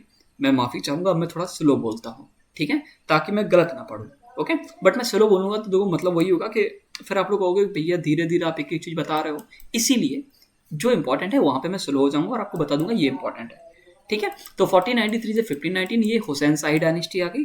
Founder of Hussain Shahi dynasty same family थी बट डायनेस्टी न्यू थी, ठीक है। कंसीडर द ग्रेटेस्ट बंगाल सल्तनत, ये याद रखिएगा, फैमिली सेम थी, डायनेस्टी अलग थी, ठीक है। ग्रेटेस्ट बंगाल सल्तनत, tolerant pattern of Bengali literature, जो बंगाली लिटरेचर था उसको ये काफ़ी ज़्यादा सपोर्ट करते हैं। एडमिनिस्ट्रेशन की बात करें तो ये हाई पोस्ट देते थे हिंदूज को, वजीर, chief physician, chief of bodyguard, master of mint, ये सारा का सारा हिंदूज को दिए हुए थे। रीजन एंड कल्चर की बात करें तो रिस्पेक्ट करते थे वेस्टर्न को। सेंट चैतन्य महाप्रभु 1486 से लेकर 1534 हमको यही देखने को मिलते हैं, कहाँ पे, बंगाल सल्तनत में, ठीक है। और चैतन्य महाप्रभु जी के बारे में आप लोग काफ़ी सारी चीज़ शायद पहले से जानते हो, इनका जो टाइम पीरियड है इसको बहुत इंपॉर्टेंट याद रखेंगे। Vaishnav brothers Rupa and Sanatana held post under them, कि जो चैतन्य महाप्रभु जी थे इनके अंदर ये दोनों लोग क्या करते थे, पोस्ट मतलब रहा करते थे, ठीक है। Growth of Vaishnavism in Bengal, Vaishnavism का जो ग्रोथ है वो बंगाल में हमको यहीं से देखने को मिलता है, ठीक है। मतलब ग्रोथ हुआ क्योंकि आपको पता है कि ये जो राजा था ना ये टॉलरेंट था, इसको कोई दिक्कत नहीं थी, देखो टॉलरेंट था, है ना, बंगाली लिटरेचर को भी सपोर्ट कर रहा था, तो इसीलिए तो हमने इसको ग्रेट बोला, क्योंकि इसने किसी के साथ गलत नहीं करा, ऊपर से जो हिंदूज थे उनको भी अच्छी अच्छी पोस्ट दी, तभी तो मैंने बोला कि इस टाइम पे ग्रोथ हुआ वैष्णविज्म का, ठीक है। वैष्णव ब्रदर्स रूपा एंड सनातना इनके अंदर मतलब वो इनके अंडर थे, बस ये याद रखिएगा, ठीक है। ये थोड़े इंपॉर्टेंट नेम है, इसलिए अब ये कहाँ से किस पीओबी में इंपॉर्टेंट वो आपको जानने की नीड नहीं है, बस ये नाम याद कर लो, ठीक है। इनका कंटेक्स्ट जानने की नीड नहीं है, ठीक है। और मुझे भी पता नहीं, अगर आपको लग रहा है कि मुझे पता है, बताई ना, नहीं पता है भाई मुझे, बट हाँ ये पता है कि इंपॉर्टेंट लोग हैं, लेकिन इनके बारे में जानने की नहीं है। वैष्णव ब्रदर्स हैं, रूपा एंड सनातन, ये इन्हीं के अंडर में थे, बस इतना याद रखो आप। मिलिट्री कैंपेन्स की बात करें तो रेस्टेड टेकन अवे, मतलब इन्होंने चित्तौड़गोंग जो चित्तौड़राम है वो अराकन किंग से छुड़ा लिया, ठीक है। अब ये अराकन किंग कौन है, ये चित्तौड़गोंग क्या है, चित्तौड़ग्राम क्या है, इसलिए बस पढ़ लो, इसको बिल्कुल याद करने की नहीं है, एसएससी वालों इसको बिल्कुल याद करने की नहीं है, मैं पहले ही बता दे रहा हूँ, ठीक है। Taken away Chittagong Chattogram from अरकन king से ये इन्होंने छुड़ा लिया, ये वाला पार्ट, ठीक है। कनकर त्रिपुरा जो त्रिपुरा का पार्ट है, 100 टाइम के लिए इन्होंने यहाँ पे भी कनकर मतलब जीत गए थे। Attacked Kamatapur coach Bihar with Ahoms, Ahoms की मदद से इन्होंने कामतपुर पे अटैक किया जो कि कोच बिहार वाला इलाका था। डिस्ट्रॉय कर देते हैं किंगडम को, और जब ये किंगडम को डिस्ट्रॉय कर देते हैं अहोम्स की मदद से, तो ये कहते हैं ऐसा करते हैं ना कि हम लोग अहोम आप लोग आधा आधा बांटते थे, तो वेस्ट वाला पार्ट बंगाल ले चुका और जो ईस्ट वाला पार्ट वो अहोम ने बांट लिया। किस पे अटैक करके, कामतपुर वाला जो पार्ट था इसको आधा आधा किसने कर लिया, अहोम्स और बंगाल ने। और ये वाला पार्ट एसएससी वालों थोड़ा देख लेना, ठीक है। बोल्ड पनावरी मॉस्क गोलपारा असम में, और ये जीतने के बाद उन्होंने पनावरी मॉस्क बनाई गोलपारा असम में, देख ही लेना एकदम ऊपर ऊपर से, बिल्कुल याद करने की नीड नहीं है। अब ये थोड़ा देख लेना, ठीक है। इन्होंने अपने जो लड़का था शहजादा दानियाल, इसको गवर्नर बना देते हैं कामता का, लेकिन जो लोकल्स थे यहाँ पे इनको खत्म कर देते हैं। अब जिस कामता को आपने हराया है, आधा आधा बांट लिया है, वहाँ का आपने रूलर तो अपने लड़के को बना दिया, तुमको लगता है कि वो जो सामने वाले लोग होंगे वो अपने लड़के को एक्सेप्ट करेंगे, तो जैसे उनको मौका मिला लोकल्स इनके लड़के शहजादा दानियाल को मार देते हैं, और जो रीजन था वो कन्फेडरेसी बन जाता है। लेटर कोच डायनेस्टी 1550 में विश्वास सिंह टुक ओवर कर लेते हैं इसी डायनेस्टी को, और ये डायनेस्टी भी खत्म हो जाती है बंगाल सल्तनत वाली, ठीक है। ये बाद में खत्म कैसी होती है ये थोड़ा सा देख लेना, ठीक है। अब इनके बारे में बिल्कुल पढ़ने की नीड नहीं है, ठीक है, बिल्कुल बिल्कुल भी पढ़ने की नीड नहीं है, लोकल है, हम लोग को इतनी ज़्यादा जानने की नीड बिल्कुल नहीं है, ठीक है। और अगर होगी भी तो एसएससी वालों को तो नीड नहीं है बिल्कुल। आर्किटेक्चर की बात करें तो patronise Indo Islamic style built mosque in Bengal, Bengal में इन्होंने मॉस्क बनाए, इंडो इस्लामिक स्टाइल हमको देखने को मिला। आर्किटेक्चर एंड कल्चर की बात करें तो कैपिटल्स पांडु एंड गौर इनकी रही अडोन्ड विद मैग्निफिसेंट बिल्डिंग, मतलब यहाँ पे बहुत बड़ी बड़ी बिल्डिंग्स देखने को मिली। डिस्टेंट बंगाल स्टाइल, डिस्टेंट मतलब होता है डिफरेंट डिफरेंट टाइप के बंगाल स्टाइल देखने को मिले। Stone plus bricks different from Delhi, Delhi से थोड़ा अलग थी ना चीज़ें, ठीक है। अताला मस्जिद 1408 इनफैक्ट बंगाली स्टाइल, तो यहाँ पे जो अताला मस्जिद जो बनी 1408 में जौनपुर में, वो बंगाल स्टाइल से इन्फ्लुएंस्ड थी, ठीक है, याद रखेंगे। ये पार्ट थोड़ा सा हो सकता है वो कंफ्यूज करे। मालाधर बसु जो कि एक फेमस बंगाली पोइट थे, ये ऑथराइज करते हैं, मतलब ये लिखते हैं Shri Krishna Vijay and was honour with the title Guna Raja Khan, ठीक है। जब मालाधर बसु एक पोयम लिखते हैं जिसका नाम होता है श्री कृष्ण विजय, तो उनको एक टाइटल दिया जाता है, वो टाइटल का नाम है Gunaraj Khan. While his son receive the title Satyaraj Khan, इनके जो लड़के हैं उनको बाद में जाकर टाइटल मिलता है सत्यराज खान का, इनको जो टाइटल मिलता है गुनाराज खान का मिलता है। किस लिए? क्योंकि उन्होंने लिखी थी श्री कृष्ण विजय, ठीक है। किसने लिखी थी? मालाधर बसु की बात हो रही है। Arc shaped roof is common, और जो रूफ थी आर्क शेप्ड वाली वो यहाँ पे कॉमन देखने को मिली, मतलब बहुत कॉमन थी। Persian plus Bengal synthesis growth of Bengali language plus literature, ठीक है। बंगाली लिटरेचर और ग्रोथ, मतलब बंगाली लिटरेचर और लैंग्वेज का यहाँ पे ग्रोथ देखने को मिला, ठीक है। मैं पहले ही बता दिया हूँ कि जो पढ़ने की नीड है बस उस पर ही फोकस करना, सारी चीज़ें नहीं जाननी है, बट मेरा काम है कि मैं एक एक चीज़ आपको बताऊँ, इसलिए बता रहा हूँ। तो जो चीज़ आपके सिर के ऊपर से जा रही है उससे सिर के ऊपर से जाने दो, ठीक है। एकदम बिल्कुल नहीं जानने कि भैया ये हुआ ही हुआ कैसे, ये कैसे हुआ, बैटल ऑफ राजमहल क्या था, एक तरफ कौन थे दूसरी तरफ कौन थे, नहीं जानने की नीड है, ठीक है। इंटरनल स्टेबिलिटी रही, इनस्टेबिलिटी रही आफ्टर हुसैनसाई डायनेस्टी के बाद। Bengal was weak and by Afghan ruler, Suri influence यहाँ पे रहा, तो जो बंगाल था वो धीरे धीरे वीक होने लगा। 1570 से डिफीटेड बाय मुगल जनरल मुनीम खान, मुनीम खान इनको हरा देते हैं इन द बैटल ऑफ राजमहल, याद रखेंगे, ठीक है। ये नाम है ना बैटल ऑफ राजमहल, इसको थोड़ा याद रखना है, ठीक है। 1576 में मुनीम खान जो कि मुगल जनरल थे, बैटल ऑफ राजमहल में इस डायनेस्टी को खत्म कर देते हैं। एनेस्ट बाय अकबर, अकबर इसको जीत जाता है। बंगाल बिकेम सूबा, और जो बंगाल है वो अकबर का सूबा बन जाता है of the Mughal empire, battle of Rajmahal, Karani dynasty, ठीक है, बस, ठीक है। अब हम लोग बात कर लेते हैं अहोम की। तो अहोम्स के बारे में याद रखो कि इन्होंने 600 साल से ज़्यादा रूल करा बड़े भाई, 600 साल से ज़्यादा, देख रहे हो 1228 से लेकर 1826, लगभग 600 साल है ना, तो बहुत ज़्यादा रूल करा है अहोम्स ने, ठीक है। यहाँ ये अहोम्स था, ठीक है। बैकग्राउंड की बात करो तो फाउंडर के कौन थे? सुखपाहा थे, अताई प्रिंस फ्रॉम मोंगमाओ यूनोन चाइना, ये बेसिकली चाइना से थे, बाद में जाके यहाँ रहने लगे तो इन्फ्लुएंस देखने को मिला। तो ये समझो कि इन्फ्लुएंसर डायनेस्टी थी, 2-3 जगह से चल रही थी, मतलब एक ही जो पर्सन था वो 2-3 जगह से इन्फ्लुएंस था काइंड ऑफ, ठीक है, रिलीजन वाइज भी। चलो अभी देखते हैं। ईयर 2028 में, मतलब 1228 में ये स्टेब्लिश होती है, ठीक है। पीपल्स, जो पीपल थे यहाँ अहोम्स वर तिब्बतो बुर्मीस, और जो लोग थे यहाँ के वो तिब्बतो बर्मीस ओरिजिन के थे। रीजन की बात करें तो ब्रह्मपुत्र वैली और असम में ही बसी हुई थी, मतलब ब्रह्मपुत्र वैली जो कि असम में है वहाँ पे पूरी की पूरी डायनेस्टी बसी हुई थी। कैपिटल स्टार्टिंग में तो उनकी गढ़गांव थी, बट बाद में जाके रंगपुर बन जाती है। ड्यूरेशन 600 साल से ज़्यादा, one of the longest Indian history, Indian history में one of the longest dynasty थी, ठीक है, ये वाली याद रखेंगे। एडमिनिस्ट्रेशन की बात करें तो highly organise system combining land, military and labour, ये सारी की सारी चीज़ें कंबाइंड थी, ठीक है, और ये बहुत ऑर्गेनाइज सिस्टम था इनका। पाक सिस्टम की बात करें तो every adult mail was a pack, वही बात है, कॉमनर था, इनको काम करना ही पड़ता था, इनको लेबर करना ही करना पड़ता था जिनकी उम्र 18 साल से ज़्यादा होती थी, ठीक है, जो भी एडल्ट हुआ करता था, ठीक है, इस बात समझ लीजिए। अब 18 साल वो मैं आज के हिसाब से बता रहा हूँ, बट जो भी एडल्ट हुआ करता था वो कॉमनर हुआ करता था, और उसको लेबर में मिलिट्री सर्विस में काम करना ही करना पड़ता था, है ना। Efficient land distribution and rotation insured both agriculture and defence, के जो लैंड डिस्ट्रीब्यूशन था वो तो अच्छा था ही था, और टाइम टू टाइम एक दूसरे को देते रहते थे, तो एग्रीकल्चर और जो डिफेंस वाला काम था वो भी यहाँ पे बहुत अच्छा हो रहा था। अब फेमस रूलर्स हैं, इनके बारे में थोड़ा सा देख लेंगे, ठीक है। सुहुन मुंग, ठीक है, 1497 से 1539, most powerful Ahom ruler, expanded territory, introduce Hinduism among Ahoms, Ahoms के बीच में ये हिंदुज्म को लाते हैं, ठीक है। ये मल्टी एथनिक थे, मैं पहले ही आपको बताया कि हिंदू मुस्लिम बर्मीज, इनमें तीनों चीज़ें देखने को मिली, बाहर से आए थे, बर्मीज के साथ रहे, हिंदू से इन्फ्लुएंस देखने को मिला, ठीक है। और जब उनको देखा कि हिंदू इन्फ्लुएंस आपको ज़्यादा देखने को मिला है तो उन्होंने नेम चेंज कर लिया अपना, क्या नाम रख लिया?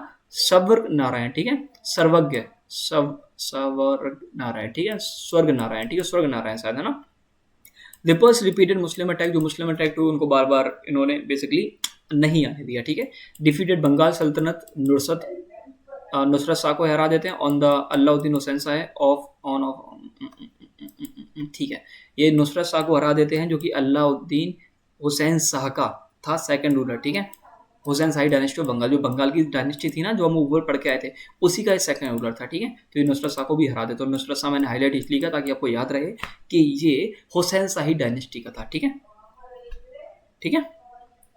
और अहोम्स एंड मुगल्स की बात करें तो ये टोटल 17। अब देखो ये बात याद रखिए कि मुगल्स और अहोम्स के बीच में बहुत लड़ाई हुई, ठीक है, ये याद रखिएगा। लेकिन मोस्टली बैटल्स में अहोम्स ही जीते, एक दो ही बैटल थे जिसमें मुगल्स ही जीतते हैं, ठीक है। तो 17 बैटल हुए मुगल्स के साथ, defeated Mughals in most encounter, जितने भी इनकाउंटर थे मोस्टली सब में ये हरा देते थे। Only one major Mughal victory, एक मुगल मेजर मतलब जो मुगल्स थे वो एक बड़ी विक्ट्री में जीते थे, जिसको लोग बोलते हैं बैटल ऑफ गुवाहाटी 1667 में, ये लोग अहोम से जीत गए थे। बाद में बैटल ऑफ सैराघाट, ठीक है, सैरघाट, ठीक है, सराई घाट, सराई घाट 1671 में होता है। यहाँ पे लक्षित बरोपुखा होते हैं एक तरफ, जो कि अहोम जनरल होते हैं। डिफीटेड मुगल्स डिसिसिवली बिकेम असमी हीरो, ये मुगल्स को बहुत अच्छे तरीके से हरा देते हैं और एक असमी हीरो बन जाते हैं, लक्षित बोरपुखा, ठीक है। ये थोड़ा नाम याद कर लीजिएगा, मुझे थोड़ा अजीब लग रहा है बट शायद आपको ना लगे, तो ये थोड़ा याद रखेंगे, ठीक है।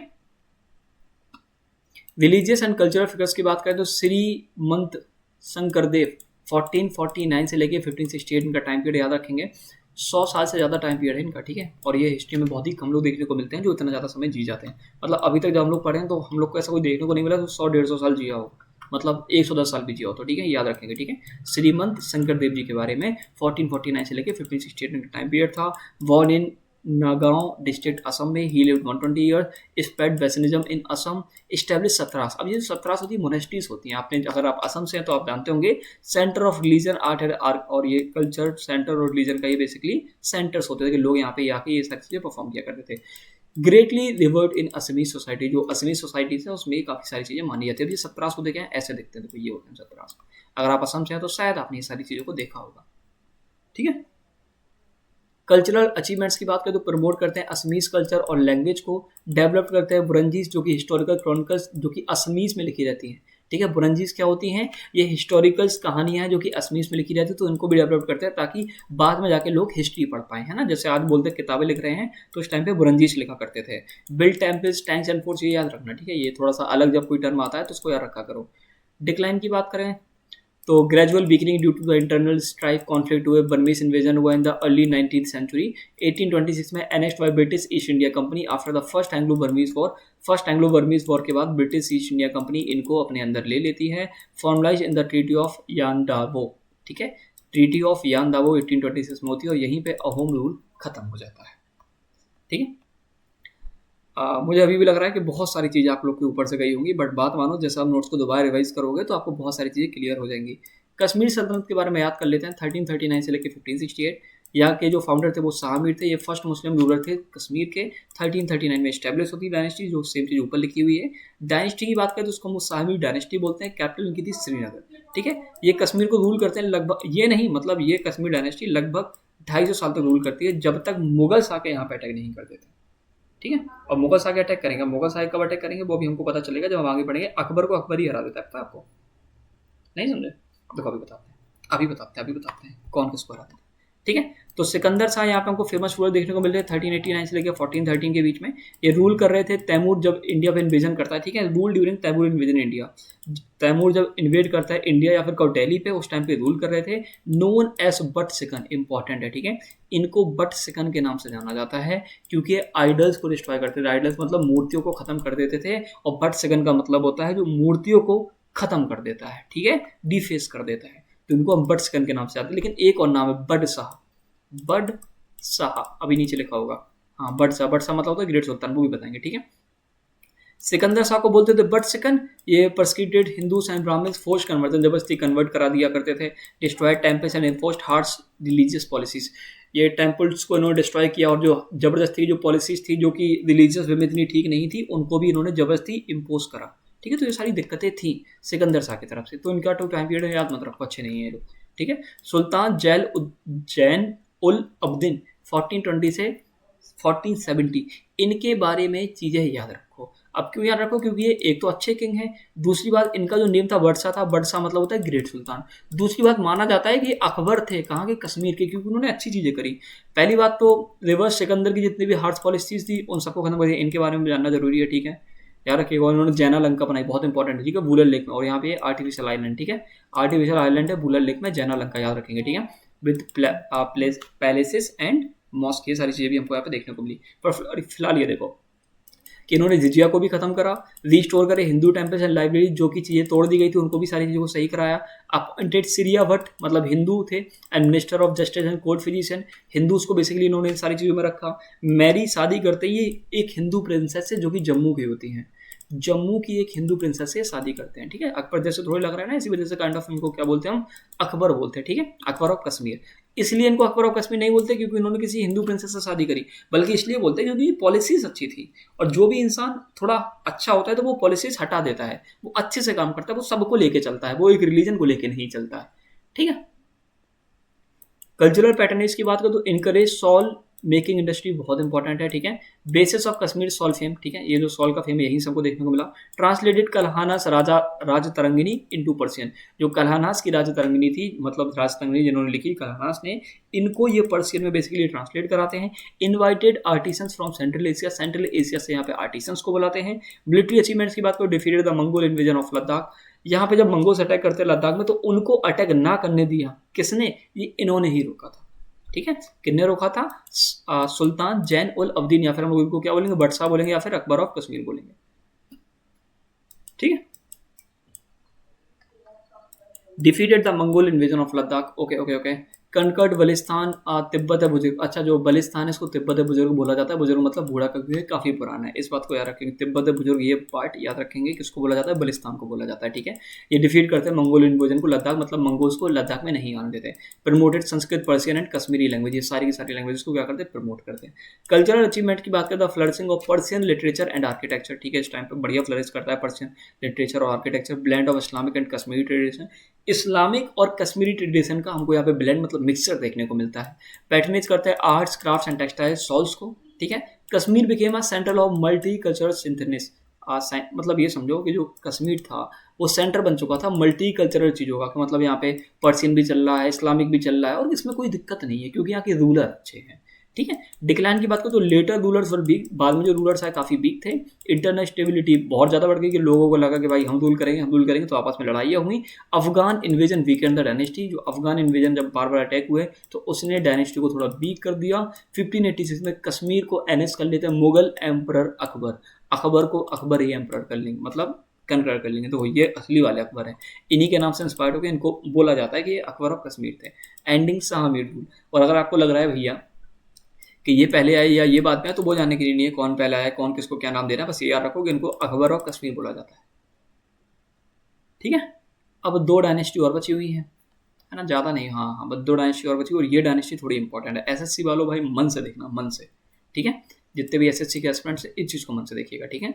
अब मैं धीरे धीरे ही पढ़ूंगा। मालवा सल्तनत का टाइम पीरियड 1401 से लेकर 1526, एकदम रट लेना भाई, बिल्कुल मत भूलिएगा। फाउंडर कौन थे, दिलावर खान गौरी थे। गवर्नर थे दिल्ली सल्तनत के अंडर, डिक्लेयर करते थे खुद को इंडिपेंडेंट का 1401 में, ठीक है। अटैक कब हुआ था, अटैक हुआ था 1398 में। किसने किया था भैया, अटैक किया था भैया तैमूर ने, ठीक है। हाँ, डायनेस्टी तो Ghurid, later Khilji dynasty of Malwa, पहले गुरीद थी बाद में जाके खिलजी डायनेस्टी ऑफ मालवा हो गई। कैपिटल की बात करें तो पहले धर थी बाद में जाके मांडू हो गई। रिनोट फॉर पैलेसेस, मतलब इसको जाना जाता है, यहाँ पे बड़े बड़े पैलेसेस, फोर्ट्स और आर्किटेक्चर्स थे। टेरिटरी की बात करें तो सेंट्रल इंडिया पे लोग रूल कर रहे थे। मॉडर्न जो मध्य प्रदेश है, आज का मॉडर्न मध्य प्रदेश है, लगभग उस इलाके में ये लोग मालवा डायनेस्टी बसी हुई थी, मालवा सल्तनत बसी हुई थी। फाउंडर्स की बात करें, फेमस रूलर्स की बात करें तो दिलावर खान ये फाउंडर से इस्टेब्लिश करते हैं इंडिपेंडेंस, दिल्ली से इंडिपेंडेंस लेते हैं कब, 1401 में, ठीक है। होसांग शाह आते हैं 1406 से लेकर 1435 के बीच में। इनका जो ओरिजिनल नेम था वो क्या था, अल्प खान, अल्प खन्ना, ठीक है, अल्प खन्ना, ठीक है। कंसोलिडेट करते हैं मालवा को, मतलब मालवा को एक्सपेंड नहीं करते हैं, जितना है उसको ही बचा के रखते हैं, उसमें सारी चीज़ें अच्छी कराते हैं। बिल्ट होस्तांग शाह टूम्ब, ठीक है। अब पता नहीं ये कौन सा ट्रेंड चल गया था कि हम भाई जाने से पहले ही अपनी अच्छी टूम बनवा लेंगे, थोड़ी हम लोग की इज्जत हो जाए, क्योंकि सबको पता था कि तुम चले जाओगे फिर तुम्हारी इज्जत कोई करेगा नहीं, है ना। तो इंसान लोग क्या करते थे, पहले से अपनी टूम बना लेते थे, तो इन्होंने भी पहले से अपनी टूम बना ली। मांडू में first marble tomb in India, India की पहली मार्बल टूम है, ठीक है। लेटर इंस्पायर्ड बाय ताजमहल, ठीक है, ओके, बाद में जाके ताजमहल से इंस्पायर्ड हुई, ठीक है, okay. Change capital to Mandu, ठीक है, और ये लोग कैपिटल चेंज करते हैं मांडू में। अब महमूद खिलजी के बारे में देखो तो मालवा के थे ये, ठीक है। Fought against Gujarat and Mewar, ये लड़ाई करते हैं गुजरात और मेवाड़ से, ठीक है। ये चीज़ें जो मेवाड़ वाली चीज़ें, अभी आप नीचे पढ़ोगे तो ये चीज़ आपको तब क्लियर होगी कि फाइट करते हैं गुजरात और मेवाड़ से, ठीक है। वो गुजरात सल्तनत मेवाड़ सल्तनत समझ लीजिएगा।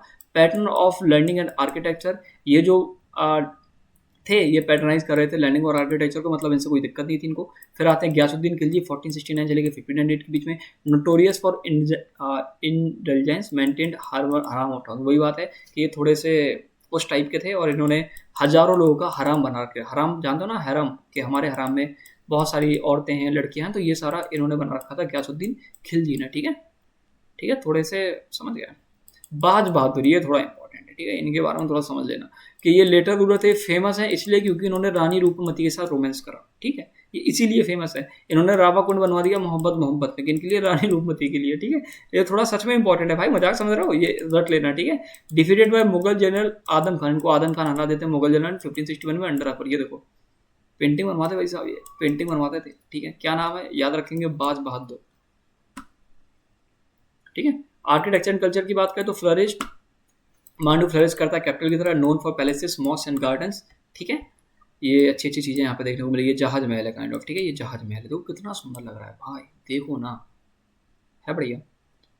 मैं यहाँ रहूँगा, नहीं नहीं, मैं यहाँ पे भी रहूँगा और यहाँ पे भी रहूँगा, तो सुंदर देखो कितना है यार, तुम ये बताओ, लग रहा है ना? हाँ, तो जहाज महल बनवाया जिसको हम लोग शिप पैलेस भी बोलते हैं। Built later symbol of Malwa's grandeur and other include Hindola Mahal and Jama Masjid. और भी चीज़ें थी जिसमें हमको हिंडोला महल और जामा मस्जिद दिखी। ये फोटो थोड़ी ज़्यादा साफ है तो मैंने ये लगा दी। होसांग सा टूम्ब कहाँ पे? ये फर्स्ट मार्बल वाइट स्ट्रक्चर था इंडिया का, earliest surviving marble tomb in India. Starting मतलब बहुत सबसे पुरानी अगर कोई मार्बल टूम्ब इंडिया की जो सर्वाइव करी तो वो यही थी, किनकी? होसांग शाह की टूम्ब थी, ठीक है। Baz Bahadur palace and Rupmati pavilion, blend of romance और आर्किटेक्चर, ये दोनों का पास पास में बना हुआ था पवेलियन और बाज बहादुर का पैलेस, ठीक है। Many temples flourished under Hoshang Shah के अंडर में बहुत सारे जो टेम्पल्स थे वो भी फ्लरिश हुए, मतलब वो भी इन्होंने बनने दिए। पैटर्नाइज, अगर आपको लगता है कि बनने दिए मतलब ये कि इनको पता रहता था कि क्या चीज़ें कहाँ बननी है, हर राजा को पता होता है, बट उन्होंने बनने दिए मतलब ये था कि उनको कोई दिक्कत नहीं थी। अगर उनको दिक्कत होती थी वो नहीं बनने देते बल्कि तोड़ देते, ठीक है। तभी मैं बोलता हूँ कि इन्होंने बनने दिए। पैटर्नाइज पर्शियन, और कभी कभी ऐसा होता है कि माना जाता है कि ये भाई ये इस धर्म को नहीं मानते, बट कोई चीज़ बन जाए उनके राज में तो फिर सोचते हैं क्या ये मानते थे क्या ये नहीं मानते थे, या फिर इनको पता नहीं चला, ये सारी चीज़ें भी आ जाती हैं, ठीक है। Patronise Persian literature, music and art and journalism, ये सारी चीज़ों को क्या करते हैं? पैटर्नाइज करते हैं और सपोर्ट भी करते हैं। डिक्लाइन की बात करें तो कॉन्स्टेंट वॉर्स विद गुजरात सल्तनत और राजपूत और मेवाड़ से बार बार लड़ रहे थे, गुजरात सल्तनत से बार बार लड़ना पड़ता था, तो धीरे धीरे इंटरनल वीकनेस आई जो लेटर रूलर्स आए उनमें, और 1561 से लेकर 1602 में मुगल जनरल आदम खां हरा देते हैं बाज बहादुर को, और मालवा को कौन जीत जाते हैं? अकबर, ठीक है। अब हम लोग बात कर रहे हैं मेवाड़ डायनेस्टी की, ठीक है, ये भी इंपॉर्टेंट है, ठीक है। चलो जान लेते हैं। द किंगडम ऑफ मेवाड़ 566 से लेकर 9, भैया आप बोल रहे थे 600 साल से ज़्यादा कुछ नहीं, ये तो 566 से लेके 1949 है। सुनो मेरी बात, सुनो भाई, ये डायनेस्टी एक बार डिवाइड होगी बीच में। जब मैं ऊपर पढ़ाया था आपको, अगर आपको पता होगा, रीजनल किंगडम में पढ़ाया था ना आपको। अभी जब मिडिवल इंडियन हिस्ट्री स्टार्टिंग हुई थी तब मैं आपको रीजनल किंगडम पढ़ाया था ना, है ना, पढ़ाया था ना। उसके बाद अभी जो दिल्ली सल्तनत खत्म हुआ फिर मैं पढ़ा रहा हूँ। अभी कुछ देर बाद जब मुगल्स खत्म हो गए मैं फिर से पढ़ाऊंगा और फिर से इन सबका जिक्र देखने को मिलेगा आपको, समझो मेरी बात, ठीक है। द किंगडम्स ऑफ मेवाड़ यहाँ से लिखता है, ठीक है। Was a Rajput state ruled by Sisodia dynasty, we note for its valour resistance against invaders. Sisodia यहाँ पे रूल कर रहे थे। It capital shifted from Nagarh to Chittor, later Udaipur, ठीक है। लेजेंडरी रूलर्स यहाँ पे देखने को मिले, Rana Kumbha, Rana Sanga and Maharana Pratap defined its legacy की, मतलब ये जो चीज़ें हैं ये बहुत अच्छी थी और डायनेस्टी बहुत ज़्यादा फेमस थी, मतलब बहुत अच्छे रूलर्स यहाँ पे देखने को। तो बैकग्राउंड की बात करें तो भैया इसको फाउंडर थे बप्पा रावल जी, 728 में फाउंड करते हैं, considered the legendary founder of Sisodia line. अब सिसोदिया लाइन क्योंकि आगे जाके ये जो लाइन है चेंज हो जाएगी भैया, ये राणा एक लाइन थी वो चेंज हो जाएगी, ठीक है, राणा, ठीक है, और ये जो लाइन है ये अलग है, ठीक है। आपने वो सुने हैं पद्मावत में एक रूलर थे जिनको अलाउद्दीन खिलजी हरा देता है, वो इसी डायनेस्टी के थे, वो आखिरी रूलर थे उस डायनेस्टी की, बट कुछ समय बाद दोबारा से जब वो आती है तब वो राणा लाइन स्टार्ट हो जाती है, राणा लाइन स्टार्ट हो जाती है, ठीक है। तो कैपिटल नगाड़ा, फिर आहार, फिर चित्तौड़गढ़, फिर उदयपुर, ठीक है, ठीक है, ये सारी चीज़ें। ये इतना से इतना, तो ये थोड़ा देख लेना, ठीक ठीक, ये थोड़ा अगर टाइम मिला आपको कि चित्तौड़गढ़ और उदयपुर के बारे में देख लेना, 1559 से लेके, founded by Maharana Uday Singh second, इनके बारे में थोड़ा देख लेना। रिलीजन हिंदुज्म था, स्ट्रॉन्ग एफिसाई धर्म की बेसिकली बात करते थे क्योंकि राजपूत थे। लैंग्वेज की बात करें तो मेवाड़ी, राजस्थानी डायलेट्स, मतलब राजस्थानी जो बोली वाली है वो भी यहाँ पे चला करती थी। ठीक है, ठीक है। फेमस रूलर की बात करो तो बप्पा रावल जो कि एकदम स्टार्टिंग में जो फाउंडर थे, ठीक है, ये एकदम फाउंडर, देखो अब आप कह रहे हो भैया ये तो 728 में आए, है ना, और ये 566 है, तो सुनो मेरी बात, आपने पुराने लेक्चर्स नहीं देखे, सीधी बात है। और दूसरी बात, ये जो बप्पा रावल हैं ये चले चले आ रहे थे, ये मतलब 8th या 9th रूलर थे काइंड ऑफ, जो कि इसको फाउंड करते हैं, मतलब फाउंड करते हैं, बट ये इससे पहले भी काफी लोग रूल कर रहे थे, इनके पहले भी, तो उस टाइम पे ये डिफाइन नहीं हुआ था कि ये वही रूल है, बट बाद में जाकर हम लोग कंसिडर करते हैं कि एकदम स्टार्टिंग जहाँ से हुई थी वहां से कंसिडर कर लेते हैं। तो अगर आप रीजनल किंगडम वाली मेरी वीडियो देखेंगे, जस्ट दिल्ली सल्तनत से पहले वाली, तो आपको एक ही चीज क्लियर हो जाएगी। ठीक है, उसी में मैंने आपको बताया था कि कैसे दोनों लाइन डिवाइड हुई। ठीक है, अभी हम उस पर डिस्कस नहीं करने वाले कि लाइन कैसे डिवाइड हुई। ठीक है, बप्पा रावल 728 से लेकर 764, legendary founder, establish Sisodia rule. ठीक है, Maharana Hamir Singh restores Mewar independence from the Delhi Saltanat, Delhi सल्तनत से दोबारा ये इंडिपेंडेंस ले लेते हैं और दोबारा बचाते हैं सिसोदिया डायनेस्टी को। ठीक है, इसमें फिर आते हैं राणा कुंभा 1433 से लेकर 1468, ग्रेट बिल्डर कंस्ट्रक्टेड कुंभाल गढ़ फोर्ट एंड 32 अदर फोर्ट्स भी बनाते हैं, fight with Gujarat and Malwa, Bundi Kot and Dungarpur. ठीक है, patron of music and literature, Kumbha defeated Mahmud Khilji 3 times. ठीक है, सारंगगढ़ में 1437 में हराया, मंडलग्राम में हराया 1442 में, और बानस में हराया 1446 में। ठीक है, अब ये महमूद खिलजी कौन है पता है आपको? महमूद खिलजी आप देख पा रहे हो कौन है? ये है महमूद खिलजी। ठीक है, तो ये 3 बार हारे, और हम लोग किसकी बात कर रहे हैं? हम लोग यही तो बोल रहे हैं कि मालवा डायनेस्टी जो थी उसके जो कांस्टेंट वॉर चल रहे थे, जो लड़ाइयाँ चल रही थी, किसके साथ चल रही थी? मेवाड़ के साथ। तो मेवाड़ी तो पढ़ रहे हैं, तो मेवाड़ी को तो मैंने आपको बताया, इसलिए दोनों को पढ़ना थोड़ा सा इंपॉर्टेंट था, साथ में पढ़ना। ठीक है, 1448 में राणा कुंभा कंस्ट्रक्ट करते हैं विजय स्तंभ चित्तौड़गढ़ में, जब वो जीत जाते हैं। ठीक है, कंबाइंड फोर्स ऑफ मालवा और गुजरात जब साथ में अटैक करते हैं, फिर भी ये जीत जाते हैं, तभी वो क्या बनाते हैं? विजय स्तंभ बनाते हैं। गोल्डन पीरियड ऑफ मेवाड़ था इनके टाइम के, और ये इनके जो लड़के थे उदा, उनके द्वारा इनकी मृत्यु हो जाती है। ठीक है, महाराणा सांगा जी फिर आते हैं, तो महाराणा सांगा जी का टाइम पीरियड 1508 से लेकर 1528। अब मैं आपको बता दूं कि अब हम लोग आगे निकल गए हैं। ठीक है, आपको जो जानना था वो बस इतना ही जानना था कि जब तक दिल्ली सल्तनत रही। अब जो आगे वाला पार्ट है, ये कहने को तो मैं आपको बता दूं, बट ये सच में एकदम आपके ऊपर से जाएगा, क्योंकि अभी हम लोगों ने मुगल्स को नहीं पढ़ा है ना, अभी हम लोग 1500 तक पहुंच ही नहीं पाए। तो अभी मैं सोच रहा हूँ कि इसको ना, लेकिन वही बात है, 2-3 जल लाइन है, तो मैं बता दे रहा हूँ, बिल्कुल कोशिश मत करना समझने की, लेकिन अगर समझ में आ जाए तो कोशिश कर लेना। ठीक है, ठीक है। इन्वॉल्वमेंट ऑफ राजपूत वेलोर के जो राजपूत से उनकी जो ताकत थी, उनका बेसिकली ये सारा हमको यहाँ पे देखने को मिलता है कि महाराणा संगा जी सेम चीज को कंटिन्यू करते हैं। 1570 में ये डिफीट करते हैं महमूद सेकंड मालवा के, लास्ट खिलजी रूलर थे मालवा सल्तनत के ऊपर, जो मालवा सल्तनत के बारे में पढ़ रहे थे, महमूद सेकंड को यही हराते हैं। 1580 में बैटल ऑफ खटोली होता है, राणा सांगा डिफीट करते हैं इब्राहिम लोधी को। इब्राहिम लोधी जब इन्वेड करता है उस टाइम की बात हो रही है, बैटल ऑफ खटोली में। He was controlling eastern Malwa, Chanderi became vassals of him. ये कंट्रोल कर रहे थे ईस्टर्न मालवा को, जो चंदेरी और मालवा थे ये बेसिकली इनके वसाल बन जाते हैं, मतलब इनको टाइम टू टाइम ट्रिब्यूट दिया करते थे। फाउट बैटल ऑफ खानवा, बहुत इंपॉर्टेंट बैटल है। ठीक है, बाबर के अगेंस्ट बैटल ऑफ खानवा होता है। Defeated but remembered for resistance, ये हार तो गए बट माना जाता है कि इन्होंने आखिरी दम तक लड़ा, मतलब बहुत ज्यादा रेजिस्टेंस दिया इन्होंने, इसी वजह से हम इनके वैलोर की वजह से इनको जानते हैं, किनको वैलर की वजह से जानते हैं, इनको महाराणा सांगा जी को।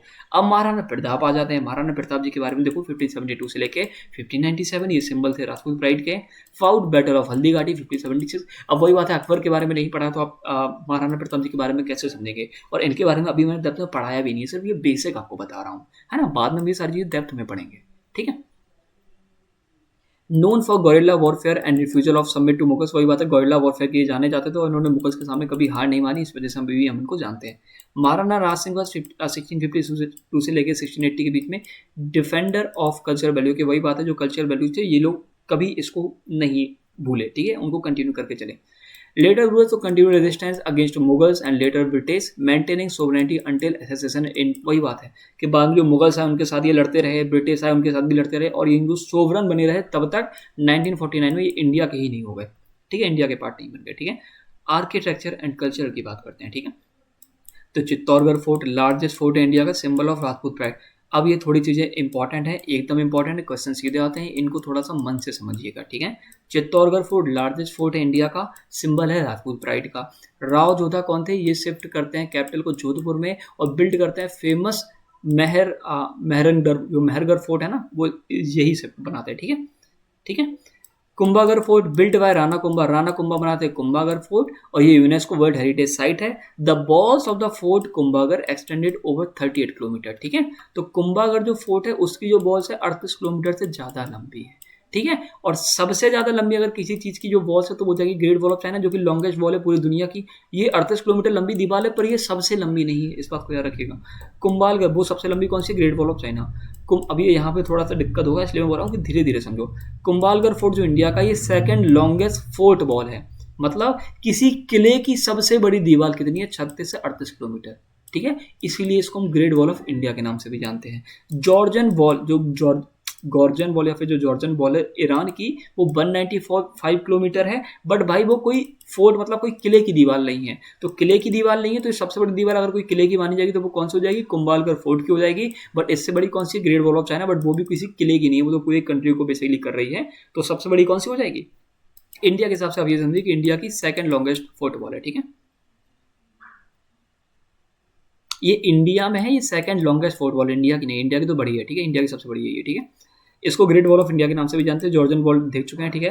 रानी कोट फोर्ट जो कि पाकिस्तान में 31 किलोमीटर का सर्कमफ्रेंस है, लार्जेस्ट फोर्ट है एरिया में, बट शॉर्टर देन कुंभालगढ़। अब देखो इतनी ज्यादा कंफ्यूजन आपको हो गई होगी इन 4 लाइनों में कि आपका दिमाग खराब हो रहा होगा, और मैंने बोला भी था कि यहाँ पे कंफ्यूजन होगी। सुनो मेरी बात, रानी कोट फोर्ट है सबसे बड़ा एरिया के हिसाब से, पर कुंभालगढ़ से छोटा है, ठीक है। एरिया के हिसाब से सबसे बड़ा है पाकिस्तान में, बट कुंभालगढ़ से छोटा है। कुंभालगढ़ फोर्ट के बारे में याद रखो कि इसके जो सेकंड लॉन्गेस्ट फोर्ट है ये इंडिया का, और दीवारों की बात करें तो इसकी दीवारें 38 किलोमीटर तक की, ठीक है। और ये जॉर्जन वॉल ईरान वाला पार्ट है, और ये जो longest wall of the world China वाला पार्ट है, इसको भूल जाओ, ठीक है। बस याद रखो कि सबसे बड़ी दीवार इंडिया की कौन सी है, तो वो कुंभालगढ़ फोर्ट की है इंडिया में, ठीक है। और रानीकोट फोर्ट एक पाकिस्तान में, जिसका 31 किलोमीटर का सर्कमफ्रेंस है, वो लार्जेस्ट फोर्ट है एरिया से लार्जेस्ट फोर्ट है। दीवार के हिसाब से सबसे बड़ा फोर्ट कौन सा है, कुंभालगढ़ फोर्ट है इंडिया का। कितनी है, 36 से लेकर 38 किलोमीटर। कौन सी दीवार है, फोर्ट की दीवार, मतलब किसी किले की दीवार। वैसे दीवार है तो ग्रेट वॉल ऑफ चाइना की है, जॉर्जन वॉल ईरान भी, बट अगर फोर्ट की बात करें तो कुंभालगढ़ फोर्ट हो जाएगा। अब शायद थोड़ा आपको क्लियर हुआ हो, अब एक बार अच्छे से पढ़ोगे ना तो ये चीजें क्लियर हो जाएंगी आपको, ठीक है। और इसको मैं थोड़ा सा और अच्छे वे में लिख दूंगा कि आपको चीजें क्लियर हो जाए। उदयगढ़ सिटी पैलेस की बात करें तो blend of Rajput and Mughal architecture का ब्लेंड देखने को मिलेगा। टेम्पल्स की बात करें तो एक लिंग जी टेम्पल देखने को मिलेगा, जो कि डेडिकेटेड है लॉर्ड शिवाजी को।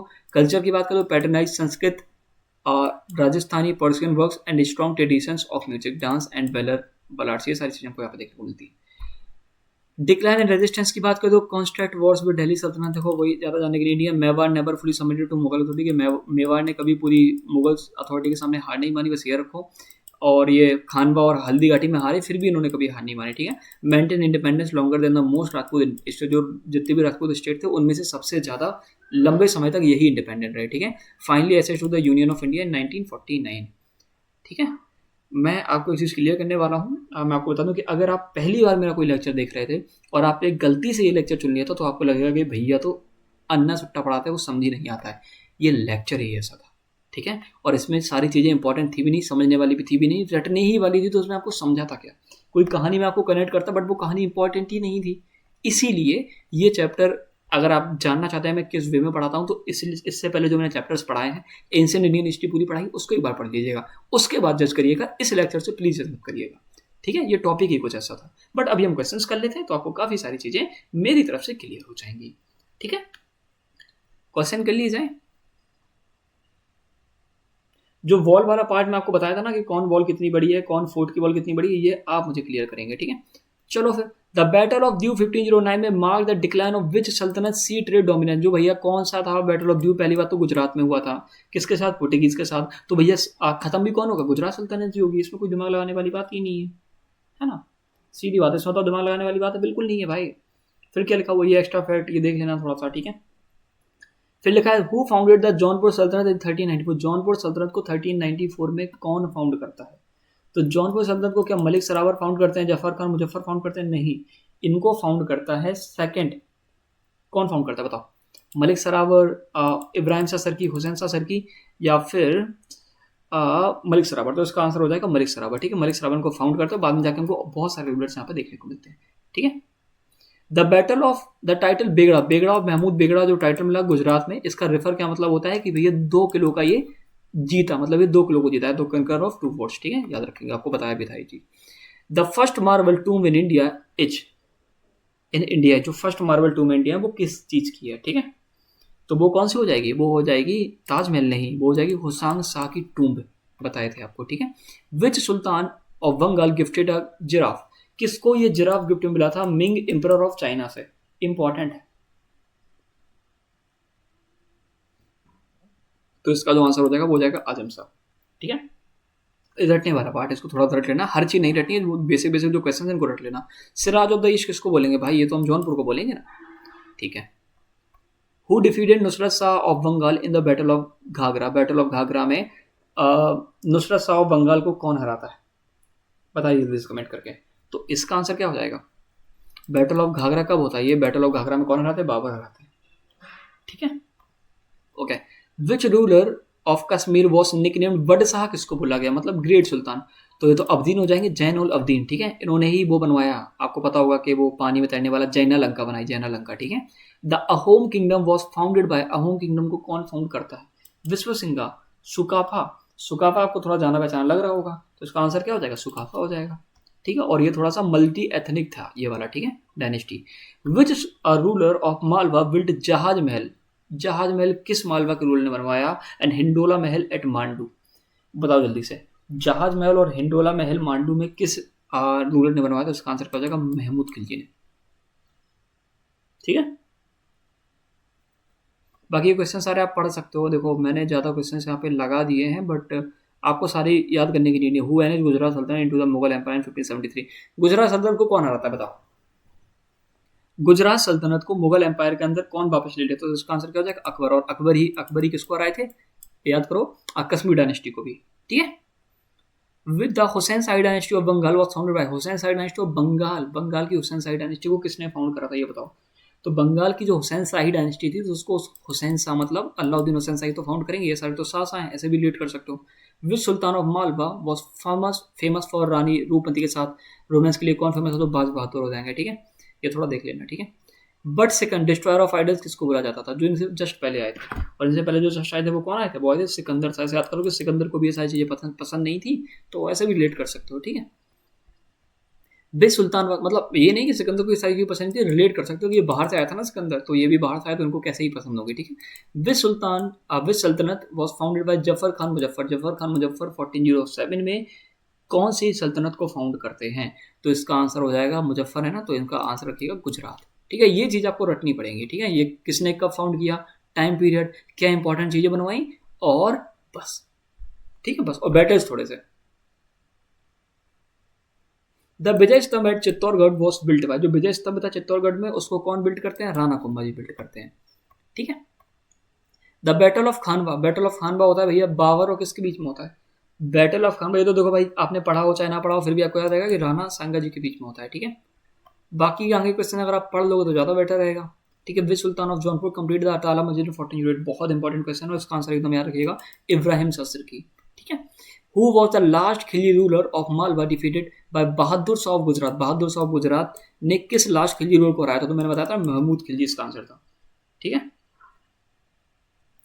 महमूद खिलजी, महमूद शाह, लास्ट रूलर पूछा गया, लास्ट खिलजी, अच्छा लास्ट, अच्छा ये तो सेकंड लास्ट था, जो जब उसकी बात हो रही थी महमूद खिलजी की, तो ये हो जाएंगे महमूद शाह फर्स्ट। ठीक है, महमूद शाह सेकंड, सॉरी।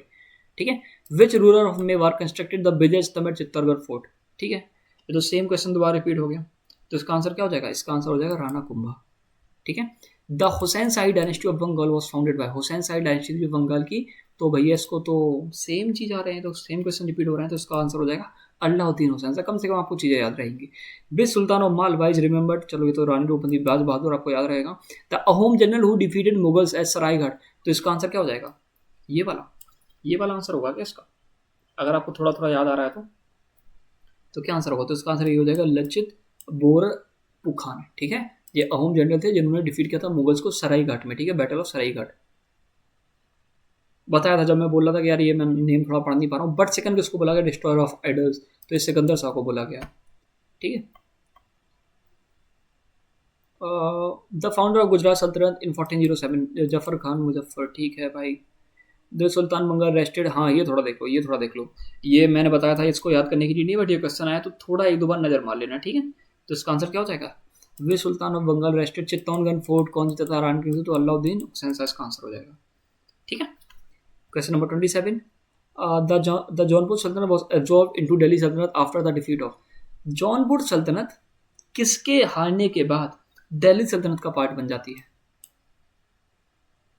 अच्छा, किससे हारने के बाद? तो बहलोल लोधी से हारने के बाद, ठीक है। अच्छा, ये दो और बचे। विच मालवा रूलर बिल्ट हॉसांग टॉम, मतलब कौन सा है भाई? ये तो खुद ही होगा जो बनवाया था, इसी ने खुद की टूम बनवाई थी, ठीक है। ऐसे बेसिक बेसिक इससे क्वेश्चन आएंगे। The Ahom kingdom was annexed by the British in 1826 under which treaty? तो पुरंदर थी नहीं, सलवाई थी, यंदो, यही ऐसा कुछ लग रहा है ना, ऐसे ही लग रहा है ना कुछ, तो यही याद रखो, ठीक है। ट्रीटी ऑफ यंदाहो, ठीक है, यंदाहो, ठीक है। 30 क्वेश्चन देख लो। Which ruler of Mewar defeated Ibrahim Lodi at the battle of Khatoli? 30th question के खटोली में, खटोली के युद्ध में which which ruler of Mewar defeated Ibrahim Lodi? Ibrahim Lodi को खटोली के युद्ध में किस मेवाड़ रूलर ने हराया था? तो इसका आंसर क्या हो जाएगा? इसका आंसर हो जाएगा राणा सांगा, ठीक है। और ये जो इंपॉर्टेंट फैक्ट्स लिखे हैं इनको थोड़ा पढ़ लेना, और ये चैप्टर को 2-3 बार रिवीजन कर लेना। उससे ज़्यादा जितना आपको याद हो जाए बस उतना ही इंपॉर्टेंट, और उससे ज़्यादा पढ़ने की आपको बिल्कुल नीड नहीं है, ठीक है। तो इस चैप्टर को पढ़ाने के लिए भाई मैं माफ़ी चाहूँगा, ठीक है, क्योंकि काफ़ी टीचर्स को धीरे से स्किप कर देते हैं और नीड भी नहीं पड़ती है। चाहता तो मैं भी स्किप कर देता, बट कहीं ना कहीं मेरे मन में रह जाता, और कभी क्वेश्चन आता तो फिर मैं ये तो कह नहीं पाता अगली बार कि किसी टॉपिक को पढ़ा था उसमें 1-2 फैक्ट जोड़ देता जो PYQ से आए थे। तो अब मैंने आपको सारा पढ़ा दिया, अब कहीं से भी क्वेश्चन आएगा तो आपको पता होगा कि ये टॉपिक आपने पढ़ा था। वरना टीचर्स क्या करते हैं कि पहले इंपॉर्टेंट टॉपिक छोड़ देंगे, जैसे इंपॉर्टेंट टॉपिक्स था, ये इंपॉर्टेंट टॉपिक है, और बाद में जब इससे क्वेश्चन आ जाएंगे तो कह देंगे चलो इस, और अगली बार जब कोई बैच लॉन्च करेंगे तो उसमें इस क्वेश्चन को लिख देंगे कि देखो ये क्वेश्चन भी था, आया था, इस क्वेश्चन को भी याद कर लेना, और बच्चों लगेगा कि चलो संदम को ये भी पढ़ाते। बट मेन चीज़ है पूरा टॉपिक तो आप पढ़ाओ। तो मैंने पूरा टॉपिक आपको पढ़ा दिया है। हो सकता है सिर्फ ऊपर से गया हो क्योंकि इसमें कहानियां सारी देखने को नहीं मिली, बट आगे बहुत सारी कहानियां देखने को मिलेंगी। हम स्लो पेस में चलेंगे और बहुत सारी चीज़ें याद करेंगे। तो आज की वीडियो के लिए बस इतना ही। उम्मीद है वीडियो पसंद आई होगी। वीडियो को लाइक कर दीजिएगा अगर पसंद आई है तो, और नहीं पसंद आई तो कोई बात नहीं, बट समझो ये चैप्टर ही कुछ ऐसा था, ठीक है। अभी जब विजयनगर दीन किंगडम्स आएंगे तो थोड़ा 1-2 कहानी देखने को मिलेगी, और जब मुगल्स आएंगे तो बहुत सारी कहानी देखने को मिलेगी। तो तब मैं आपको और ज़्यादा बेटर वे में अच्छे से समझा पाऊंगा। और एक बार आप पुराने लेक्चर्स को देख लीजिएगा तो आपको आइडिया हो जाएगा कि मैं कैसे पढ़ाता हूँ। इस वीडियो को देख के प्लीज़ जस्ट मत करिएगा। मिलते हैं अगले वीडियो।